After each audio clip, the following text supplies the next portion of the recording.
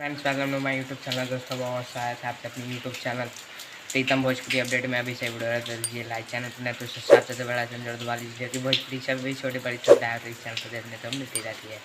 तो दोस्तों, बता दें खेसारी लाल यादव जी का गाना रिलीज हो गया है अंकिता फिल्म्स पर।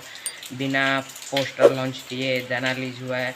वीडियो काफ़ी अच्छा है, लेकिन उसमें खेसारी लाल यादव ने एक्टिंग नहीं किया है। जी हाँ दोस्तों, उसमें रानी एक्ट्रेस जो है उन्होंने एक्टिंग की है। खेसारी लाल यादव जी का गाया हुआ है, पवन पांडे का लिखा हुआ है और बिना बताए रिलीज़ किया जाए, ना ही पोस्टर शेयर किया जाए, अचानक से ही रिलीज़ हो गया। और हो सकता है कि खेसारी लाल यादव के साथ इसका एक अलग से वीडियो बनाया जाए, तो वो नहीं कह सकते। गाने का नाम है ताड़ी पीते और खेसारी लाल यादव का गाया वो सोलो सॉन्ग है और पवन पांडे ने लिखा है, आर्या शर्मा जी ने म्यूजिक दिया है। अंकिता फिल्म्स पर इसका वीडियो रिलीज हुआ है, तो जाइए देखिए, ढेर सारा प्यार दीजिए। और तब तक परदेसिया जिन्होंने देख लिया है वो जाइए फिर से परदेसिया का मज़ा लीजिए। तब तक के लिए जय हिंद, जय भारत।